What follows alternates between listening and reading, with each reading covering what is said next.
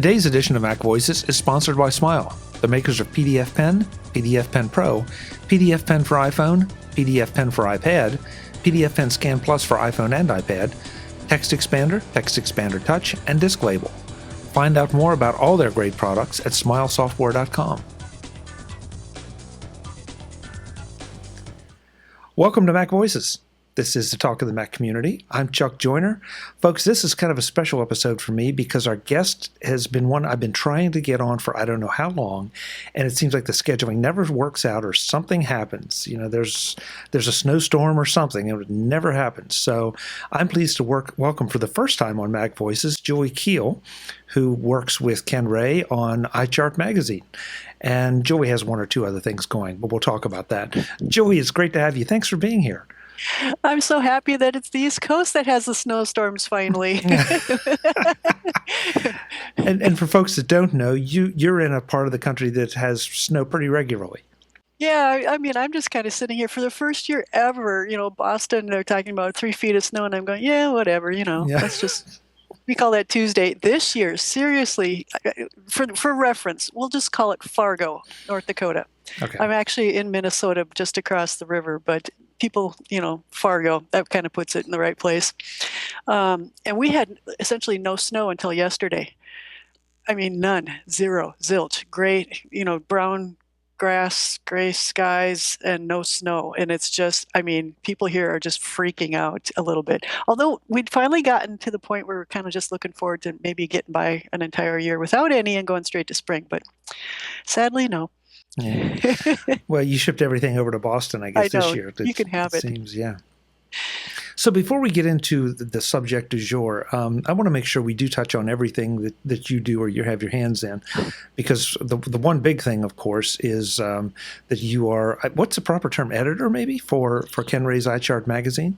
Yeah, editor. Well, no, because I don't actually edit things. I produce it. Okay. I think is the term. Ken, of course, produces his podcast, writes out the script, and we take that and turn it into a daily magazine. So that's basically when he goes to bed and he passes the script over to me, and I turn it into like I say, a daily magazine newsletter type of thing. And when he finally wakes up, then he finishes the polish and publishes it. So we've been doing that for what? I saw him tweet earlier that something like 360 issues of it already. It's like, wow. So about a year and a half, maybe. Wow. Yeah. But I'm surprised. Ken sleeps? Really? Yeah, I know. I have to. I work with him on a daily basis, and I honestly don't know when he sleeps. I really don't, because I can get responses from him pretty much any time I sleep. And I guess I'm kind of guilty of it too. You can probably catch me 24 hours a day as well. Oops. Yeah. Well, it's obviously macOS Ken is something that I've listened to every day, and it's required listening. And iChart Mag has been sort of a nice addition to it to do follow-ups on the stories, and you all have done a great job of, I think, adding a few extra things in so that it's not just the script, but there's a bit more in there. My favorite part of it is the videos.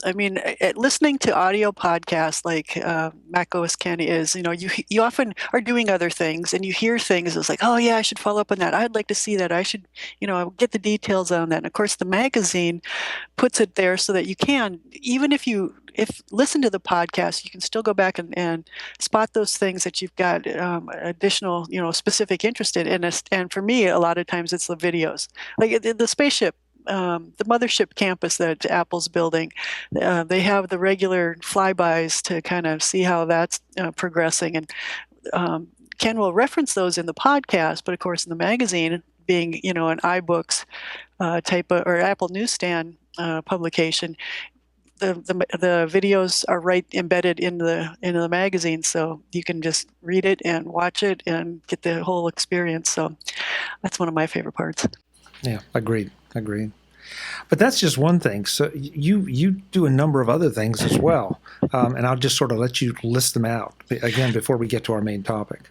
Yeah, I do hither and yon, I suppose you could describe it. I do blogging for myself and for some companies, and I have my own podcast called the Sci-Fi Tech Talk Podcast, where it's just me and a couple of gentlemen that talk about books, a lot of times movies, because on a weekly schedule, that's but all we can't read a book a week.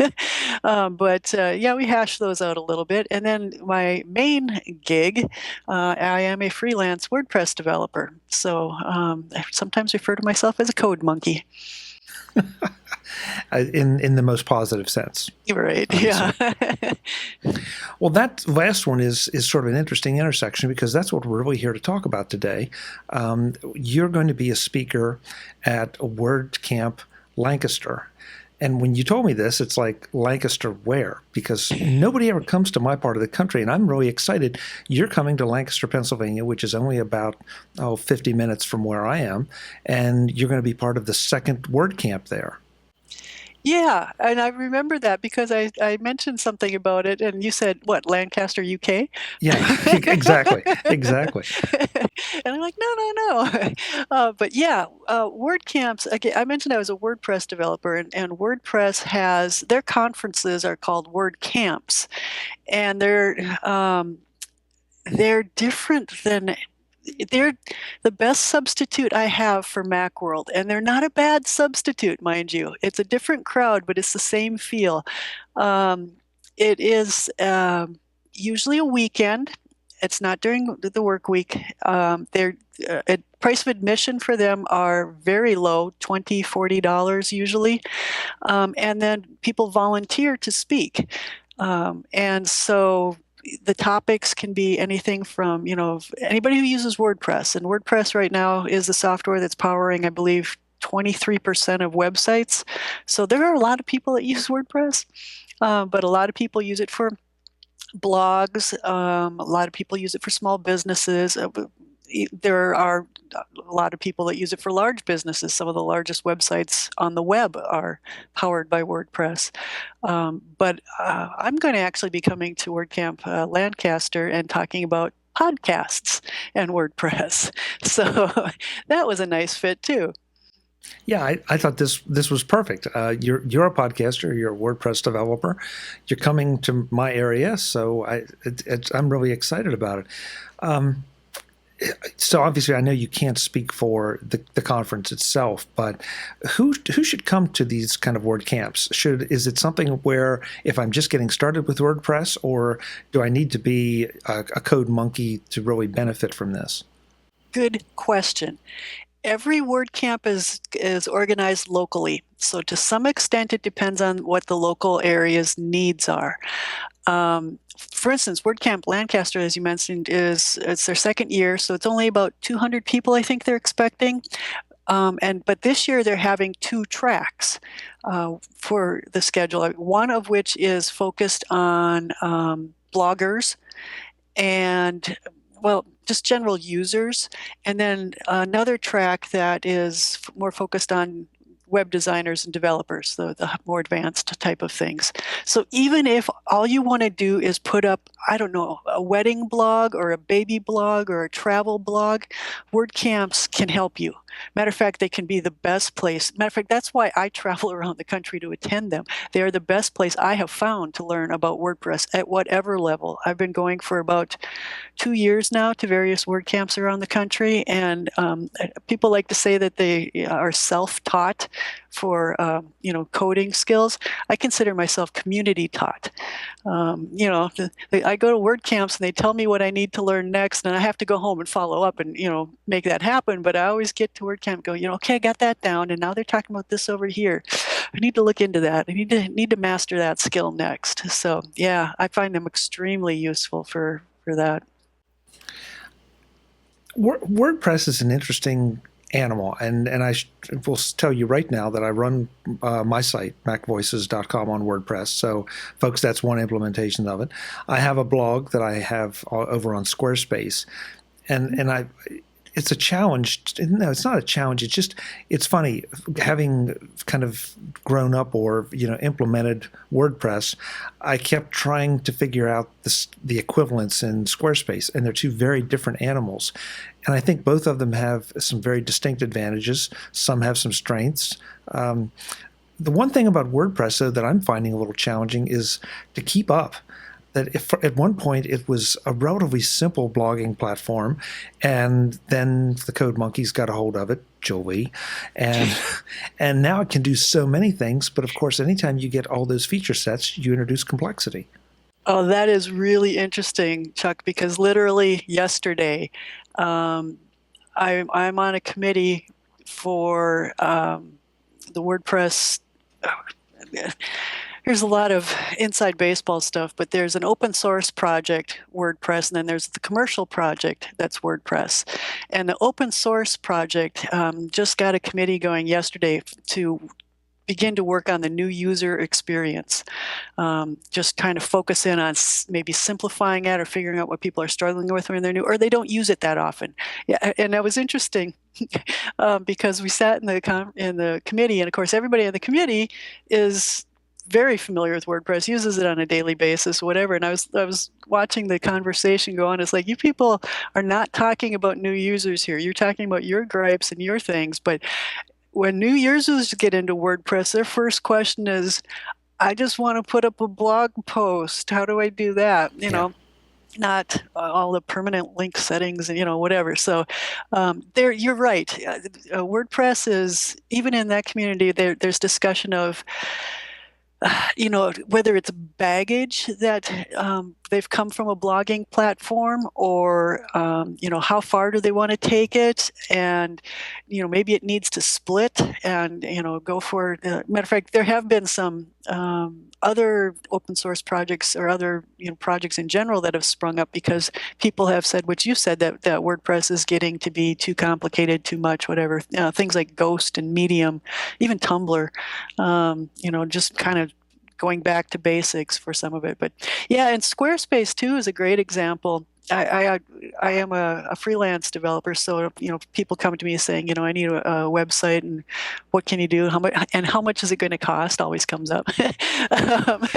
So depending on their budget, sometimes I will actually tell folks, I can't help you. You might want to look at something like Squarespace. So I mean, I think there's room for both of those too. But one of my other big things when I talk about the difference between the two is I've had enough websites that I've worked on in the past, especially as a writer. I have worked on I've done blogging for, I'd have to sit down and count how many different websites I've actually written things on, and about half of that has disappeared. I mean, it wasn't on my site. Somebody else had control of it. Posterous was one. They closed down Posterous.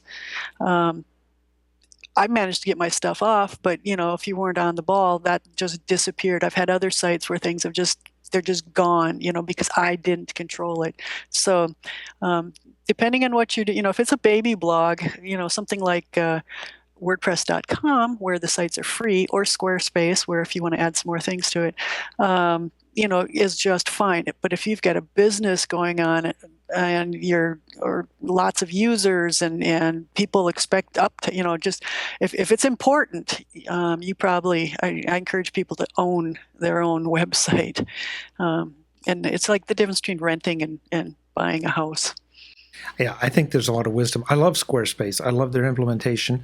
And once I figured it out, it's like, wow, I can change things, and it's responsive. And folks, if you don't know what, and if you don't know what responsive means, it means that it scales to your device. Whatever you're on, it'll look good on that device.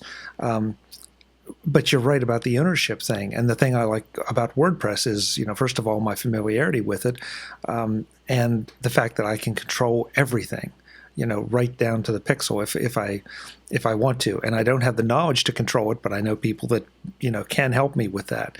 Right. And people like you that, if I come to you and say, I want this website this way, these colors, this structure, you can probably get it out of WordPress without a whole lot of trouble. Yeah.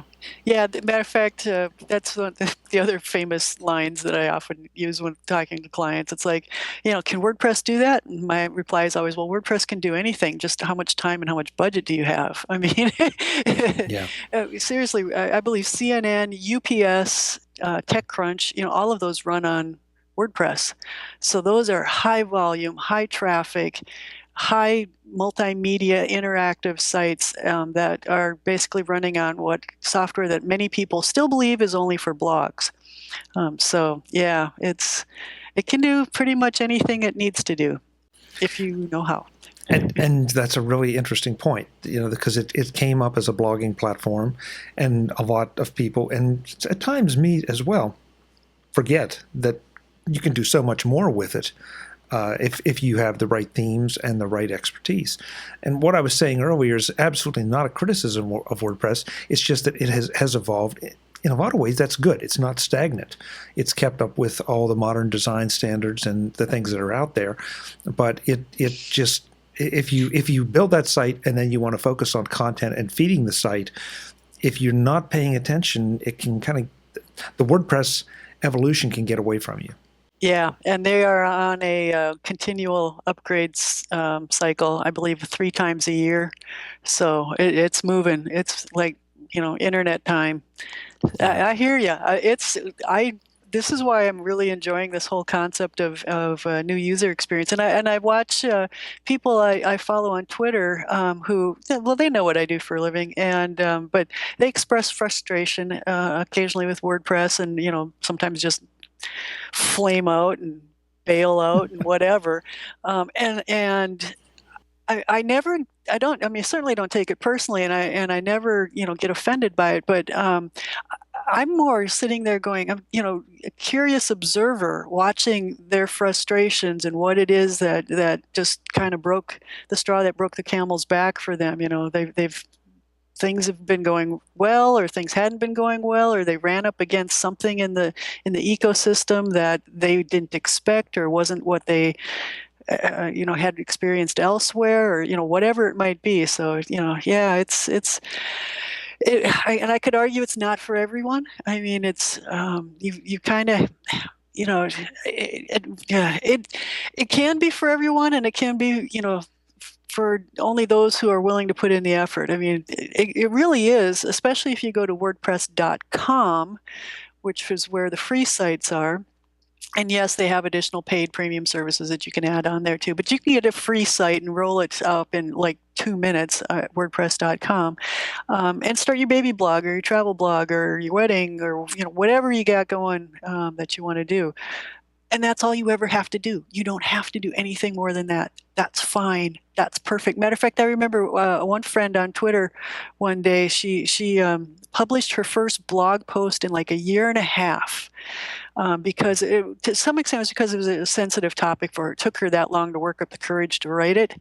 But she put it on WordPress.com blog, and she's kind of apologizing to me, saying, "Oh, I should have come to you." And I'm like, "No, you should have written the blog post and gotten it out there." The idea behind WordPress is the democratization of publishing. The idea that anybody, anywhere can publish pretty much whatever they want. Legal consequences are on their own head. But, they, the fact that, yeah, you can just spin it up, and pretty much anybody who can manage to run a password and a login can make it happen. So I get a kick out of that.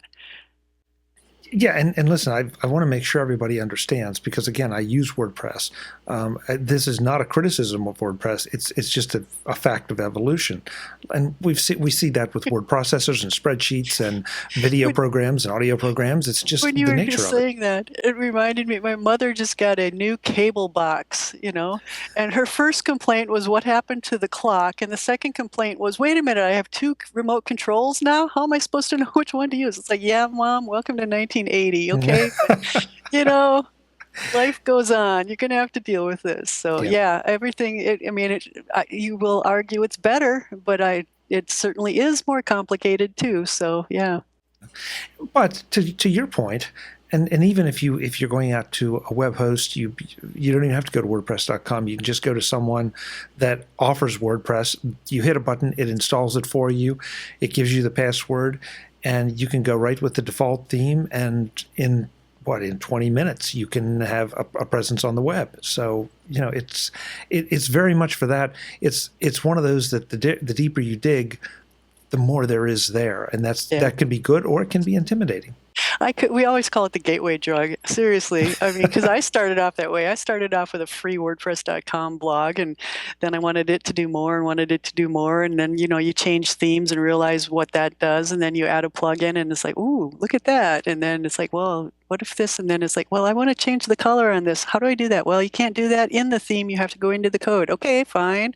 I'm dumb enough to know to, break stuff. So, but that's how you learn, and that's how you get, deeper and deeper into it. So, yeah, it's a matter of fact, it's a nasty, nasty little habit I've got.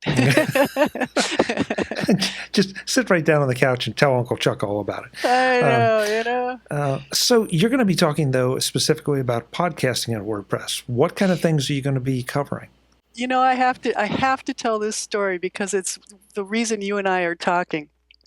Podcasting is what brought me to the Mac community, and the Mac community brought me to WordPress, believe it or not. I, at one time, was an executive director for a multi-state training network, video conference network. So, been doing this online stuff for way too long. And I reported to a board of directors, and one of the board of directors folks back in early 2000s had a video iPod Classic. It was like back when the video ones were brand new, and he was the least. He'd have looked around that table and said, "Who's got the latest technology?" And you would not have thought this guy. He was a theoretical civil engineer. I mean, he was not like a field engineer. He was a theory guy. I mean, just. You think we call ourselves nerds? We're nothing. Anyway, but he had one of these iPods, and so I started looking at it, and he was talking about how he's using it on his flights to Hungary and whatever, and I'm like listening, and I'm like, whoa, that's got some potential in training, which is what I was doing at that time. And literally, working at a university, I went over to the campus bookstore, and there were the Intel. They were the first Intel MacBooks. There, and GarageBand was up, and I was like, whoa. So I started playing with GarageBand, and it didn't take, I think it was like a month or two when I finally bought one. And within 90 minutes of cracking open my first Mac in probably, well, I played on the original Macintoshes way back when, but basically the first time I'd ever owned a Mac, within 90 minutes of that, I had my first podcast out on the internet. So yeah. Wow. I know. So speaks volumes to the ease of the Macintosh interface and GarageBand, and the appeal of the halo effect, because first it was the iPod, then it was the MacBook and whatever. But yeah, so that led me to podcasting, and so I will be talking at WordCamp Lancaster about podcasting and WordPress, and how websites can support podcasts, what people who listen to podcasts look for. I mean, you listen to the podcast. You don't come to the website unless you're looking for things. Almost like we were describing with iChart magazine. You listen to the podcast, and then it's like, okay, what was that link? What was that number specifically, if you're looking for stock prices or percentage of market or whatever, videos, so kind of some of those same things as, if people are actually coming, what is it that they will be looking for? And then, of course, we just mentioned all the themes and plugins and all the fun little doodads that you can put on a website to help support podcasts. So yeah, that's going to be an interesting one. And I'm not, that talk specifically, I believe it's, like 30, 45 minutes. So we're not going to be able to do a whole lot. So I'm not talking about producing a podcast. I'm going to assume you have an MP3 file already prepared.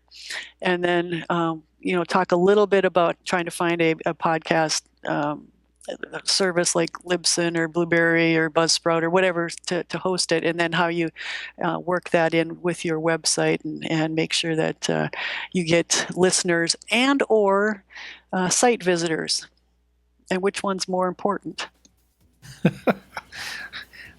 We want both. Is what we really it depends. Want. It depends. Yeah. You can choose one or the other, but it depends on what your goals are. I mean, that's the bottom line. Today's edition of MacVoices is sponsored by Smile, the makers of PDF Pen, PDF Pen Pro, PDF Pen for iPhone, PDF Pen for iPad, PDF Pen Scan Plus for iPhone and iPad, Text Expander Touch, and Disk Label. Find out more about all their great products at smilesoftware.com. Today I want to tell you about PDF Pen, but not the PDF Pen you've known before. PDF Pen has just been revved to version 7 and brings with it all sorts of great new capabilities to make you even more productive when it comes to dealing with your PDFs. There's a new, viewable optical character recognition text layer for proofing OCR text from scanned pages. I'm still a little surprised at the number of times I get in documents via paper rather than email or file transfer, and that's why this is such a great feature. OCR is great, and PDF Pen's OCR delivers a high degree of accuracy, but there always seem to be those one or two specialized terms that are used in one profession or another that it doesn't always get right. This new text layer lets you make quick work of proofreading and correcting those kinds of errors so that your PDF file is accurate. There's also a new way to sign PDF forms via interactive signature fields. No, this isn't another take on digital signatures. It's a brand new feature that you're going to love and find very useful. Smile has also added context-sensitive pop-up menus to, again, help you get the edits done faster. And because they want to stay as current as possible in the ever-changing, ever-evolving Apple universe, PDF Pen 7 now supports iCloud Drive and iOS 8 and Yosemite. That means that sharing your documents across platforms so they're always at your command just became that much easier. Want more? Step up to PDF Pen Pro 7 and you get all that, plus the ability to export PDFs to Microsoft Excel, Microsoft PowerPoint, and PDF archive formats. And of course, that also means you can send them to Apple's Pages and Keynote too. Convert entire websites to multi-page PDFs with the hyperlinks intact, create and edit document tables of contents. There's lots more. Philip Gallard of Smile was my guest on MacVoices 15054, and he told us all about it, along with how the interface has been revamped and more. Check it out for all the details, and then check out PDF Pen 7 or PDF Pen Pro 7 on the Smile website at smilesoftware.com. You're going to be able to do things with PDFs that you didn't think possible, and you're going to love it. That's Smile Software to pick up the new PDF Pen 7 and PDF Pen Pro 7. Smile, the makers of world-class software, and they've done it again. Thanks to Smile for being the longest-running sponsor of MacVoices. Another thing that was interesting to me about the fact that you're doing this at WordCamp is that we've seen a resurgence in the past, I'll say, year. Podcasting allegedly was on the decline. I'm not sure it really was. Now it's definitely ascending, and I think there is some evidence for that. It seems like there are a lot more people that are trying it. Whether this will be another one of those boom-bust cycles where it peaks and then valleys, because at the end of the day, I mean, podcasting is a lot of work. And you just, that's just the way it is, folks. But and it's not the stuff on the website or in GarageBand that's the work. A lot of times it's everything till you get to that point. Yeah. Yeah, and it doesn't mean you shouldn't try it and experiment. Just like blogging, it requires a certain amount of discipline. But somebody like Julie and coming to a session like this will kind of give you shortcuts through. You still have a lot to learn, but there are definitely tools and services that can make it a lot easier. And instead of you having to go out and discover them like a lot of us did when this first got off the ground, they're well established now, and they can solve a lot of the problems that, man, we had to hammer things together with stone knives and bearskins. Yeah, and there's actually been some activity lately, even right within WordPress. People are starting to write podcasting plugins for WordPress. So, maybe not even having to go through some of the services depending on your server setup and, bandwidth and, with all that kind of stuff. But it's interesting too, because at least my experience has been with podcasts is that there's a lot of work to setting them up. It's, you got to get on iTunes, you got to get your website going, you got to get your process set up, you got to find your, equipment and whatever. And then that all goes away, and then you actually have to get to the work of what am I going to talk about? Who am I going to talk to? How are we going to get this out? Scheduling it all, doing the gathering information, coming up with agendas. So that's, so that one-time setup of podcasts can be intense. It can be fun. A lot of people like to do that part. That's not what podcasts are about, though. No, but that's part of it. I mean, you said at the outset you do a sci-fi podcast. and that's great. And knowing you like I do, half the fun of it was setting up the website and buying the equipment and all that. But then once you get that done, it's almost like buying the car. Okay, you go through all the research and you decide what options you want. Then you're going to get in the car and you're going to drive. And it just depends on how far you're going to drive and where you want to drive to. Yep. Yeah, there certainly is a lot of excitement around setting up a podcast. And if that's what you're looking for, is that excitement, you're going to wind up doing pod fading. And I want to prepare people for the fact that, it isn't all about setting up your website and setting up your plugins and finding a theme. It's about the grind, if we should call it that, of if you're going to do a weekly podcast, you've got to put out, that's weekly work, an hour's worth of podcasting. I do the world's simplest workflow. I do like no editing. It's just we watch a movie, we go in and talk about it for an hour. It takes me an hour to kick it out in the back end. I just said that takes 4 hours.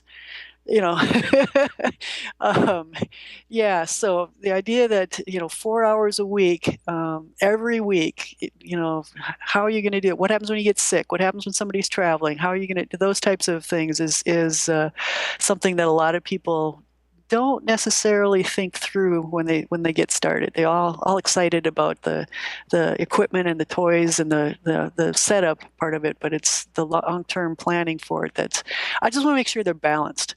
A lot of people get so focused on the initial setup of it, they just kind of forget about the fact they get it all set up and they get their first one out and they're like, ooh, I got to do this again next week. What are we going to talk about? I don't know, And that's why I don't think that anybody should get into this without a passion. Because there are shows and there are people out there, and we're not calling any names, that they decide, oh, I want to be a podcaster, but they don't have any passion. And so, and I mean, something to be passionate about. They like the idea of having their voice out there on the internet, and that's fine. But it's going to be a real struggle. But if it's something that you're really into, I don't care whether it's technology or Doctor Who or whatever, it's going to be a lot easier for you to sit down and do that stuff, and because it's going to be something you enjoy doing. And that's the only wisdom that I have about podcasting is just find something you really like to do, and it'll make it easier for you. Yeah, we've always said, especially with our sci-fi one, we've always said,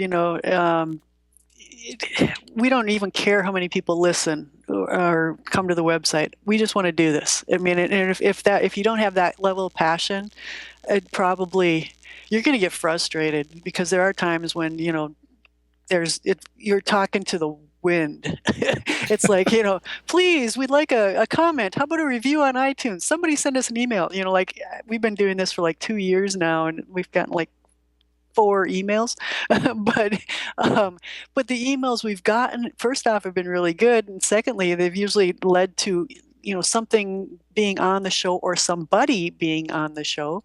So when they finally do come, they're good interactions. When we don't often ask for interactions in our email response, we get all our stuff on Twitter. So yeah, there's something to be said for that too. I mean, that's a whole nother discussion. You got to come back and we have to talk about a lot more of these things. It is a fascinating discussion, and I think it is beneficial to set some expectations. Yeah, I think my experience, what I've seen other people do, is there's so much excitement about being a podcaster. Oh, I want to get my voice, like you say, out on the internet, and I get this new toy, and I get a microphone and a mixer, and maybe I can get a new computer, like maybe a Mac Pro, because I'm going to be doing audio and video files, right? And then it's like, no, you're going to be doing a podcast. You need to have a plan. I personally recommend people actually record like 3 to 6 episodes before they even publish them. I mean, if you can't get, first off, your first one's going to be horrible. I mean, even if you think it was the greatest thing ever, and the hardest thing is to go back and listen to your own podcast. I got over that a long time ago, but I do know how horrible it is. But do it, at least for a couple of them, just first off, so you understand your audio issues, but also understand what it's like to be a listener. But yeah, if you can't come up with, I've seen several people say, yeah, we want to do a podcast. And you get together with somebody and you start to hammer it out. And they're like, I can only come up with like 4 things we ever want to talk about. And I'm like, that's not a podcast. You can do that. You can publish it, what appears to be like a podcast. You can put out 4 audio files on your website. But a podcast to me is, repetitive, serial. It comes out regularly. It's something you can somewhat depend on for the most part. We'll admit to traveling and getting sick and postponing a day or two, but yeah, you have to have some sort of regularity to it to be a podcast. Julie, I think I saw on the website that you're going to also be part of a panel discussion. Oh yeah. Just through coincidence, I mentioned I was on a committee for the WordPress.org open source project. Well, I'm also in another group for them. I have this problem. Yeah, you really do. I know, I really, really do. I really do. I totally am aware of it. But I'm also working with a group there that's putting together train the trainer materials, basically, for people teaching WordPress classes or around the world, actually. We've got people from all over. And I believe 4 of us wound up attending this particular WordCamp together. And so we're like, oh, we should do something on contributing back to the WordPress open source project. So yeah, we're going to be tag teaming I think it's actually like a keynote presentation on all the ways that you contribute to the WordPress project. Good. That should be interesting too. Yeah. So here's my 2 cents in solving some of the challenges. WordPress Pro. Yeah. I really, I think there's something to be said for not dumbing it down, but maybe, feature restrictions for the people that want to get started and give them, a base set. And then when they're ready, turn everything on, all the bells and whistles appear, and they can do what they want. That was brought up yesterday. I will pass that along. Yeah, I'm being a little smart, but I think there's something to it. You look at some of the apps that we all know and love out there, and sometimes there are a couple versions of them, and that's why. And it helps a lot because if you throw too many things at people, it can be a little intimidating. Yeah, there's a huge issue there with that we are quite aware of that needs to be resolved. And you mentioned too the idea of turning advanced to base and pro. I happen to know one theme developer who's basically kind of reworking his themes that way, so that the choices of how you can of the things that you can customize in the theme without going into code varies depending on what your level are. If you're a blogger, he will present these options. If you're an entrepreneur, a business, he'll do these. And if you're like a developer, he won't give you anything because you're not going to look at it anyway. You're just going to go straight to the code. So, so that stratifying of users is needs discussion. Yeah, interesting.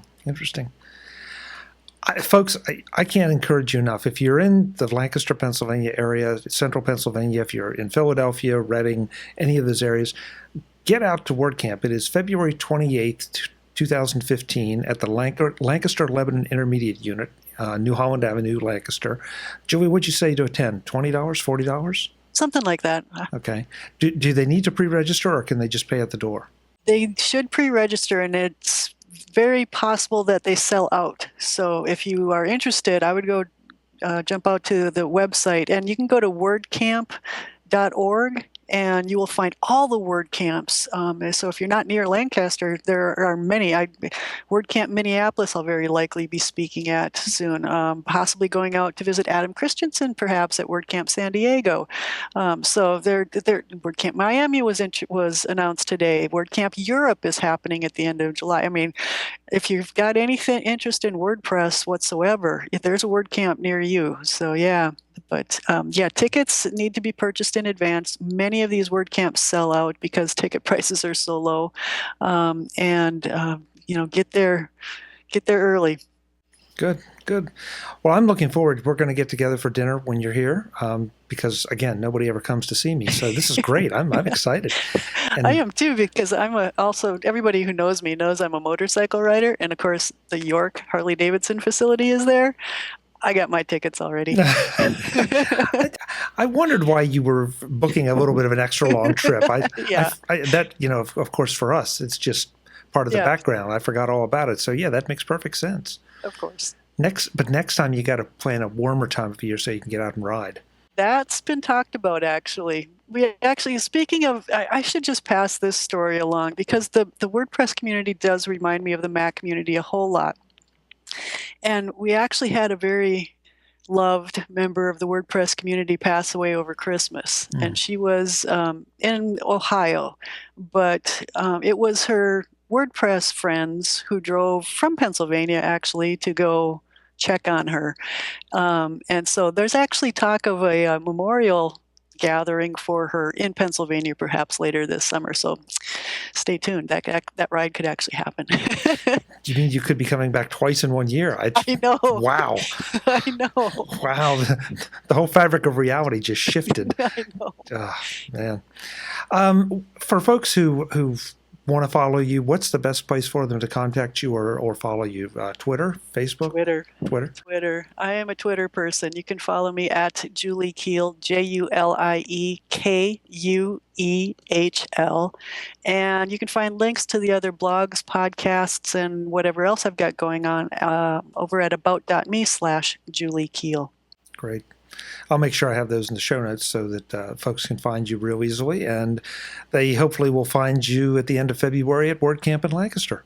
Sounds good. Come up and introduce yourself. I'd love to chat. Yeah, Whether you like WordPress or not, or want to just talk Mac, I don't care. We're good. And tell Julie you saw her here. There you go. That's good. Julie, it's great to see you. I will see you in just a couple weeks in person. I'm looking forward to it so much. I am too. Folks, we're looking forward to seeing you. And I'm going to echo something Julie said earlier. We'd love to have your feedback. Chuck at MacVoices.com. We'd love to have you write a show review in iTunes. Contact us on Twitter. I'm at Chuck Joyner. And I never mentioned this much, but there's also an at MacVoices identity on Twitter as well. That just has nothing but information for the shows. And, of course, my own is my own. So follow one, follow both. You never know. But definitely come back and see us again here on Mac Voices. We will be back again with more. Until then, thanks for watching.